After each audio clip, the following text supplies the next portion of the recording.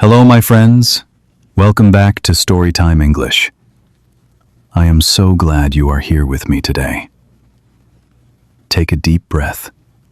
Let your shoulders relax. And let this story carry you to a quiet room in a country house in England, where a woman, writing in secret, changed literature forever. Now, imagine a small sitting room. The walls are painted a pale cream. There is a fireplace, 2 armchairs, and a window that looks out onto green fields and hedgerows. The year is around 1810. A woman sits at a tiny wooden table near the window. She is in her mid-30s. She has brown curly hair pinned up simply. She wears a plain white dress. She is not beautiful in the way that paintings show beautiful women. But her eyes are sharp and bright, the eyes of someone who notices everything. She is writing. Her pen moves quickly across a small sheet of paper. She writes in a neat, tiny hand, small letters, close together, to save paper, because paper is expensive. On the page, 2 characters are arguing. A proud man is telling a woman he loves her. The woman is refusing him. She is angry. She is magnificent. Then a sound. A creak from the door. Someone is coming. The woman does not panic. She calmly picks up a large piece of blotting paper and places it over her writing. By the time the door opens, she is sitting still, looking as if she has been doing nothing at all. A servant walks through the room. The woman smiles politely. The servant leaves. The woman lifts the blotting paper and begins writing again. She has asked her family not to fix that creaky door. She needs the warning. Her name was Jane Austen. She was writing in secret, and the book under that blotting paper would become one of the most famous novels ever written.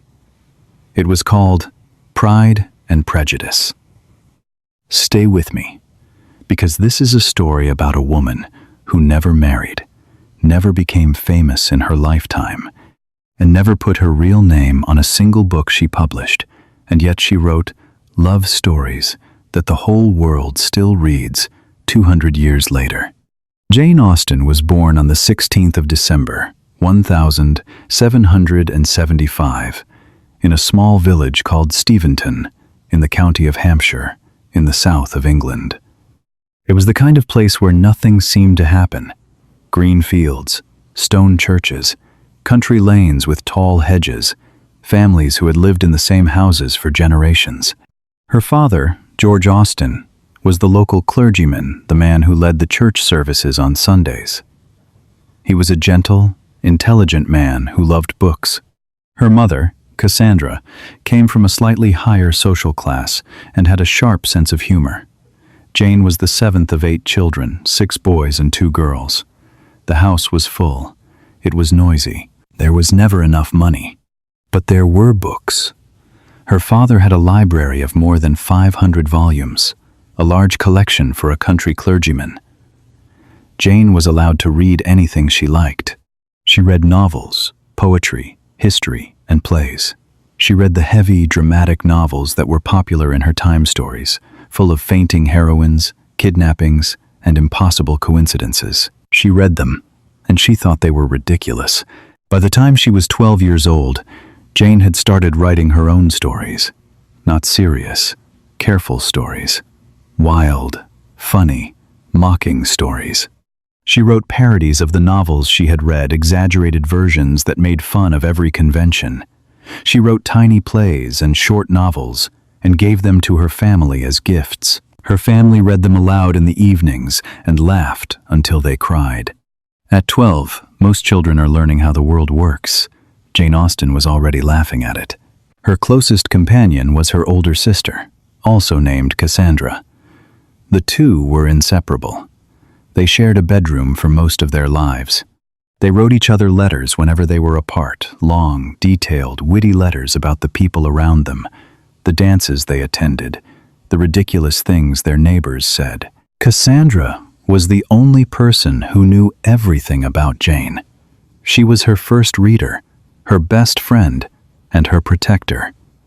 As Jane grew into a young woman, she lived the life that most women of her time lived. She attended dances, she visited neighbors, she walked in the countryside, she sewed, she played the piano, she waited. In her time, a woman's future depended almost entirely on one thing: marriage. A woman could not own property. She could not earn a living in any respectable way. She could not go to university. If she did not marry, she would depend on her father or her brothers for a roof over her head and food on her table. Marriage was not just about love. It was survival. And the better the marriage, the safer the life. Jane understood this perfectly. She understood it so well that she wrote about it better than anyone before or since. In December of 1795, Jane met a young man at a dance. His name was Tom Lefroy. He was Irish, studying law in London and visiting relatives in the neighborhood for the Christmas season. He was young, clever, and charming. He had read the same books Jane had read. He could match her wit, joke for joke. Jane was 20 years old and full of energy. They danced together that evening, and they kept dancing. Over the next few weeks, they met again and again at parties and gatherings across the neighborhood. People began to talk. They noticed how often the two were together, how close they stood, how easily they laughed. Jane wrote to Cassandra about him. She described his white coat. She joked about how much they had danced together. Almost too much, she wrote, as if trying to make it sound smaller than it was. Her words were playful, but underneath the playfulness, something real was happening. Jane was falling in love, and Tom, it seems, was falling too. But there was a problem. The same problem that fills every Jane Austen novel: money. Tom Lefroy had no money of his own. His career depended on a wealthy great-uncle who was paying for his education. If Tom married a poor clergyman's daughter, a girl with no fortune, his great-uncle would cut him off, and his career would be over. Jane had no money either.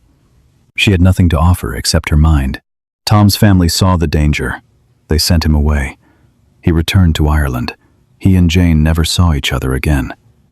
Many years later, when Tom Lefroy was a very old man, the Lord Chief Justice of Ireland, wealthy and powerful, he admitted to a nephew that he had once been in love with Jane Austen.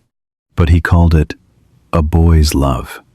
Just a boy's love, as if a few weeks of dancing meant nothing. But for Jane, I think it meant everything. She never married.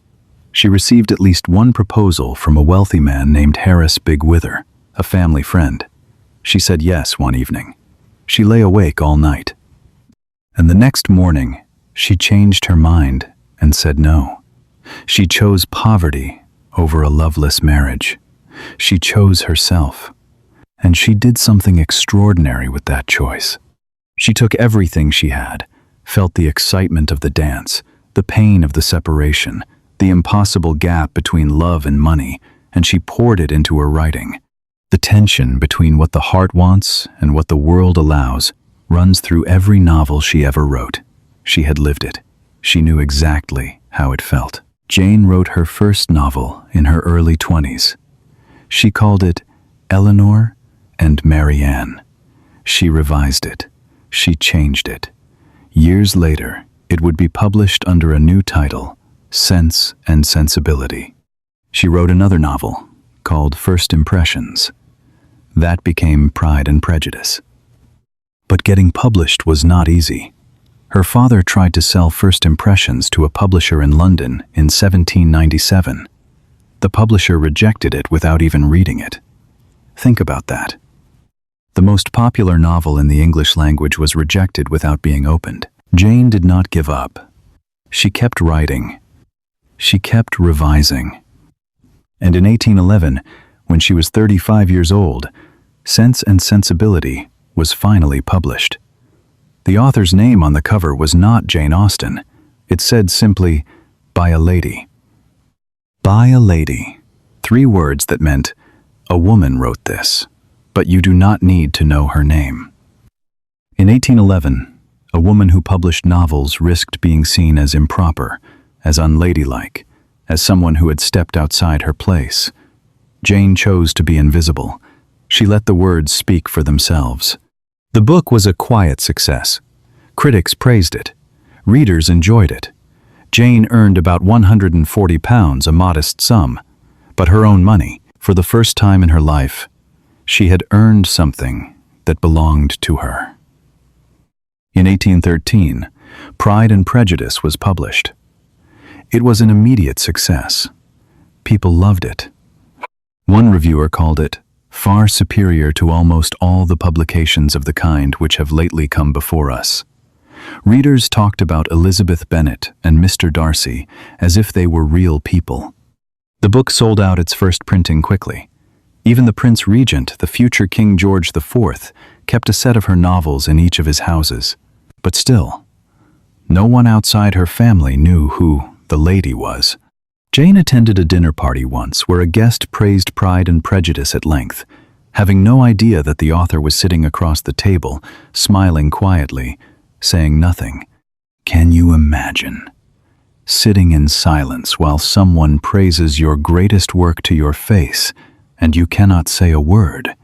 Jane published 4 novels during her lifetime: Sense and Sensibility, Pride and Prejudice, Mansfield Park, and Emma. 2 more, Northanger Abbey and Persuasion, would be published after her death. In each one, she wrote about ordinary life with extraordinary precision. She wrote about families, about money, about manners, about the tiny decisions that shape a life. She never wrote about wars or kings or grand adventures. She wrote about drawing rooms and dances, and the things people say when they mean the opposite. She wrote sentences so perfectly balanced that they sound simple until you read them twice and realize they contain an entire world. She could reveal a person's character in a single line of dialogue. She could make you laugh and then, a page later, make you feel something so true that it hurts. And that was her genius. She made the ordinary feel important. She showed that a conversation at a dinner table could be as dramatic as a battlefield. She proved that a woman's mind, a woman's choices, and a woman's feelings were worthy of the most serious literature. In early 1816, something changed. Jane began to feel unwell. She was tired. Her back ached. She felt weak in ways she could not explain. She kept writing. She was working on a new novel called Persuasion, a story about a woman who gets a second chance at love. It is the most tender of all her books, as if she knew that time was running short. By the spring of 1817, she could no longer hold a pen for long. She started one last novel, called Sanditon, but had to stop after a few chapters. Her handwriting, once so neat and precise, became shaky and uneven. In May, her family took her to the city of Winchester, hoping that doctors there could help. They could not. On the 18th of July, 1817, Jane Austen died in her sister Cassandra's arms. She was 41 years old. The cause of her death is still debated. Some historians believe it was a disease of the kidneys. Others think it may have been a form of cancer. Cassandra wrote a letter to their niece after Jane died. She said, "She was the sun of my life, the gilder of every pleasure, the soother of every sorrow. I had not a thought concealed from her, and it is as if I had lost a part of myself." Jane was buried in Winchester Cathedral. The stone that marks her grave says nothing about her writing. It praises her faith, her kindness, and her character. It was as if the world still did not know, or did not care, that one of the greatest writers in the English language lay beneath that stone. But the world would learn. After her death, her brother Henry published her remaining novels and finally revealed her name. For decades, she was considered a minor novelist, pleasant but lightweight. Then, slowly, readers and scholars began to see what she had truly done. She had not written simple love stories. She had written perfect portraits of human nature. She had captured vanity, pride, self-deception, and kindness with a precision that no one has ever matched. Today, Jane Austen is one of the most celebrated writers in the English language. Her novels have been translated into every major language on earth. Pride and Prejudice has been adapted into films, television series, and stage plays dozens of times. Her face appears on the British 10-pound note. The house where she lived in Hampshire is a museum that people visit from every corner of the world. She has millions of devoted readers who call themselves Janeites. And here is the beautiful irony at the center of it all. The woman who understood love better than almost anyone who wrote the most famous love stories in the English language never experienced the love she wrote about. She danced with Tom Lefroy on a winter evening, and then he was gone. She said no to a rich man she did not love. And she spent the rest of her life in her sister's company, at a tiny writing desk, creating the romances she would never live. And so, my friend, the story of the woman who wrote in secret comes gently to its close. Jane Austen had no power. She had no money. She had no room of her own. She wrote in a busy sitting room, hiding her papers when anyone walked by. She published without her name. She lived and died in near anonymity, but the words she put on those small sheets of paper, those words refused to be hidden. They outlived her silence. They outlived the world that tried to keep her small. And you, my friend, are doing something that Jane would understand. You are learning to say what you feel in a language that is not yet fully yours. Some days the words come easily. Some days they hide from you, the way Jane hid her writing under blotting paper. But you keep going. You keep reaching for the right word, the right sentence, the right way to be understood.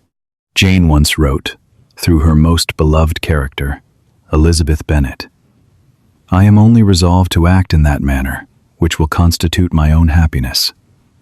She chose her own path. You are choosing yours. Keep writing your story. Keep speaking. Keep learning. This is Storytime English. Tell me, my friend, what part of Jane's story stayed with you? Was it the creaky door, the winter dance with Tom Lefroy, or the woman who sat in silence while strangers praised her book? Leave a comment below. I am always curious to hear from you. There are many more stories waiting right here, and I will be here when you come back. Until next time, take care of yourself and never stop learning.